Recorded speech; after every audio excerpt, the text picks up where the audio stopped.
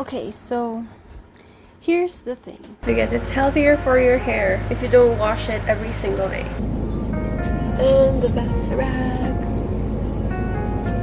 I wake up screaming from dreaming one day. That actually happened. Good morning. Dapat ba pinababa? Baba na. Dito na. Sabay na tayo. Sabi ko, bumaba na. Paglalakad. Ano ko lang yung gusto mo. Tapos eh. Nawala yung magana. Tapos nawala.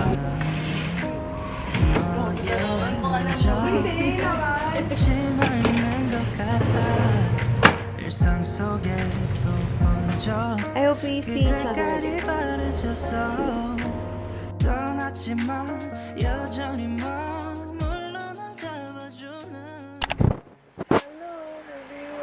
Why do I look shiny? I'm not oily, I promise. So I just curled my hair because I washed them yesterday. That's kind of like my routine for my hair. I don't wash it for a couple of days because it's healthier for your hair if you don't wash it every single day.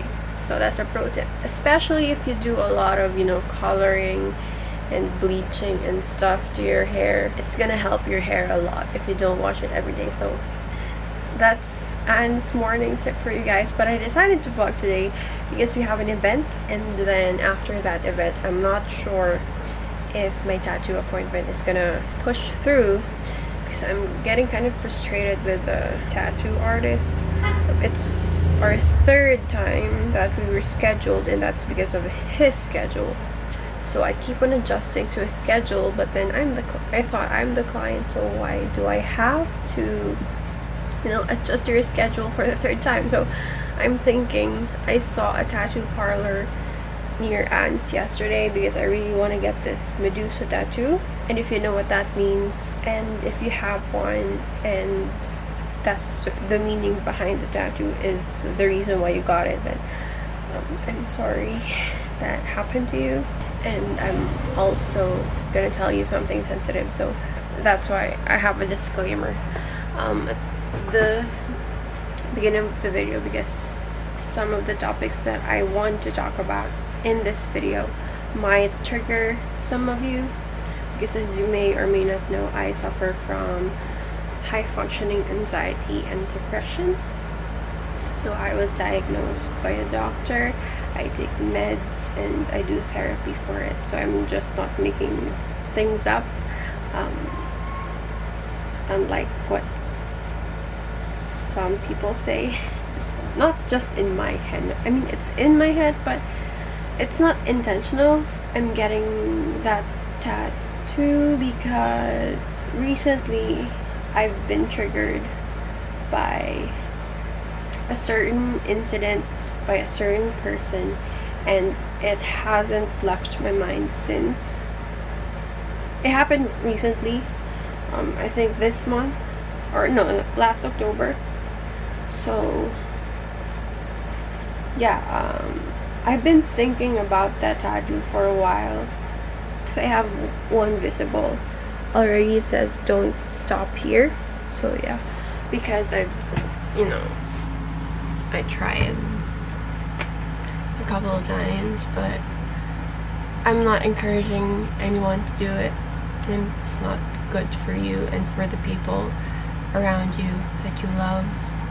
That's why Taylor Swift's Anti-Hero is my new anthem for, you know, for the rest of my life. Because it resonates to me so much, you know, especially the first verse when she said, all of the people I've ghosted stand there in the room. Because a week before she released the album, something similar happened to me. That's why I should not be left to my own devices. So I'm gonna leave you to that. I don't want to give out further information because some of you may be uncomfortable. I'm just simply, you know, something personal. That's the plan later. So I have an event. So I have it's currently 7:30. Okay. And I have to go to Anne's by 8:30. I think I'm gonna have a quick breakfast because I still have time. So I have to set up because we have an event at 11 to 3, and then after that I have a tattoo appointment, and then after that I'm gonna set up a booth to a school because we're gonna be selling our stuff there, you know, coffee, milk tea, bread and pastries. So yeah, it's gonna be a long, hopefully fun day, less stress. That's it for now.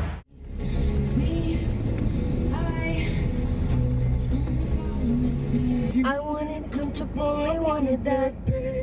I wanted a groom, he was making his own and chasing that fame. I stayed the same, all of me changed like midnight.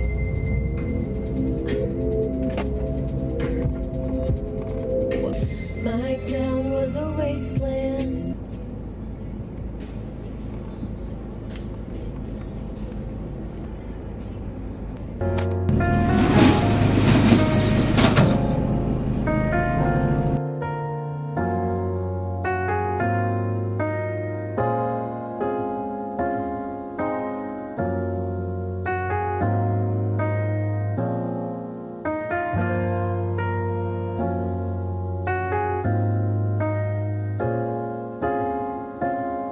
아직도 난 격이 애타게 떠오르는 Good morning. Lock mo yung tent. 일처럼 선명하게 너의 흔적 Dito na si Concy.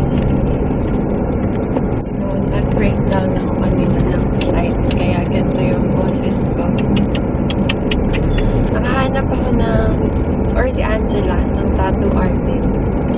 Yun daw yung tattoo artist ng The Ones. So, pupuntahan namin siya. Dahil malapit lang siya. And walking distance lang siya sa Ans. Yun, si Angela ang nag-refer. Kaso may naka-park. Kabila. Tapos lakay na. Gusto mo sa Ans? Na? Kasi malapit lang. Tapos ba? Baba na. Dito na. Sabay na tayo. Sabi ko, kaya tumaba. Maglalakad. Sinunod ko lang yung gusto mo. Tapos eh. Anong light? Ikaw yata na. Ganda ng light.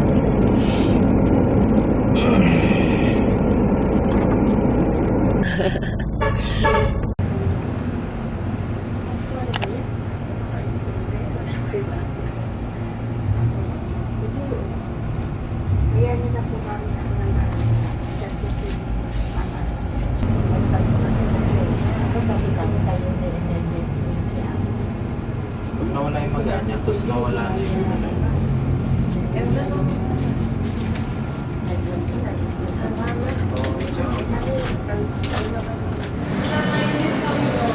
How do you feel?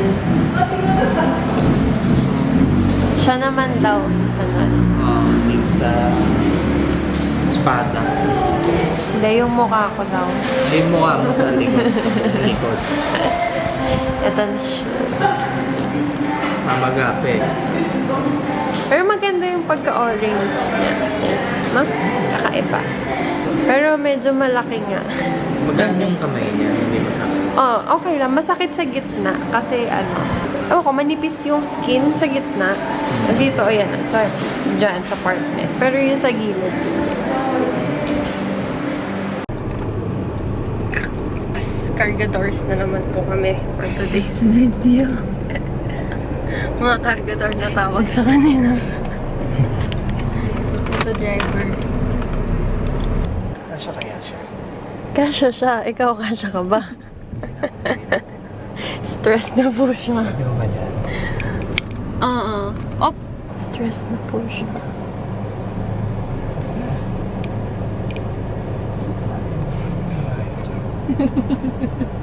Ingat ka, nak, ha?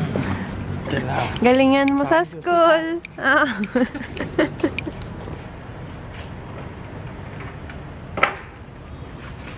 Labas niyo ulit. Para ma-i-ayos.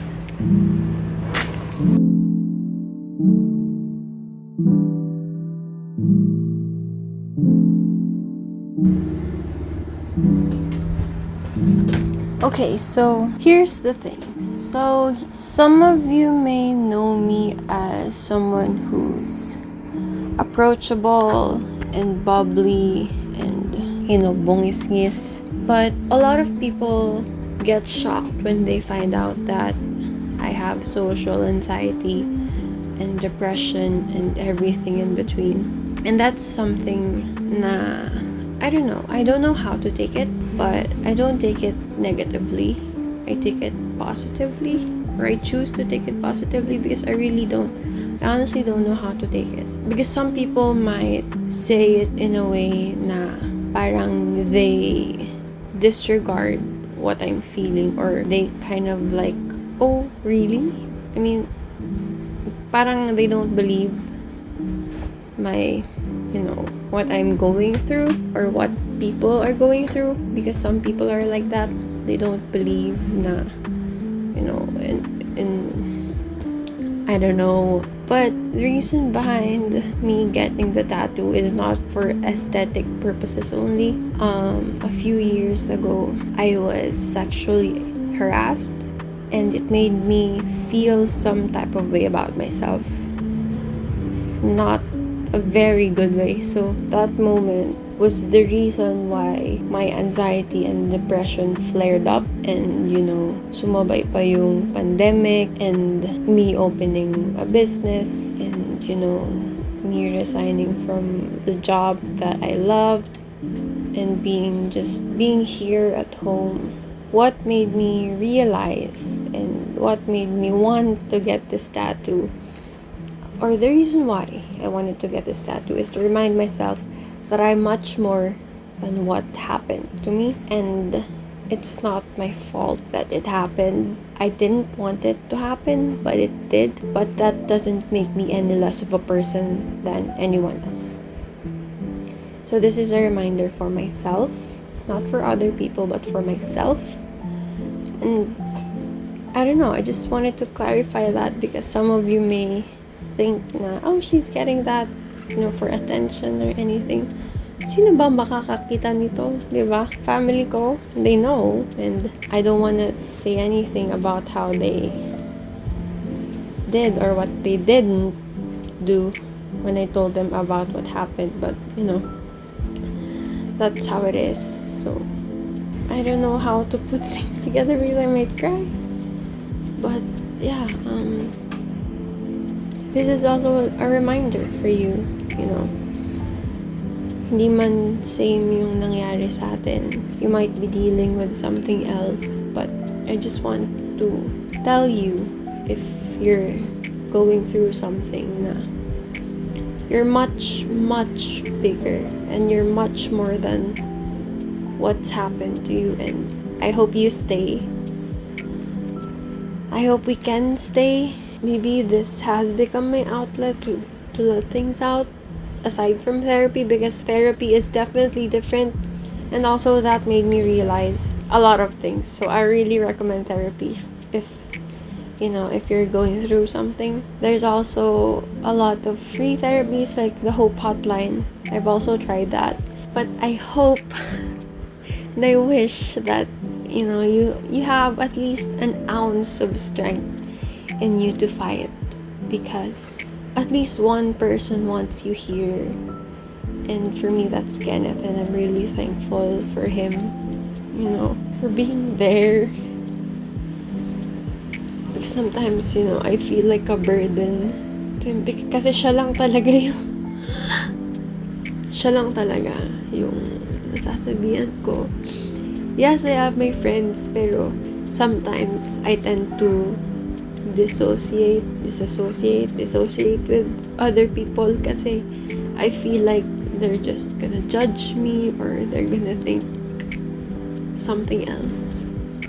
But Kenneth is, the one na all of my fears, all of my doubts, lahat talaga sa kanya ko nasasabi, and he listens to me without any prejudice or judgment or anything. I think this one's for me. this vlog is for me. I wanted this vlog to remind myself to stay.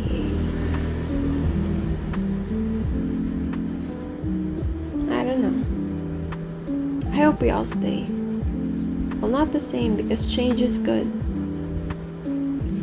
Change is always good. And sabi nga ni Anne, it's funny how people...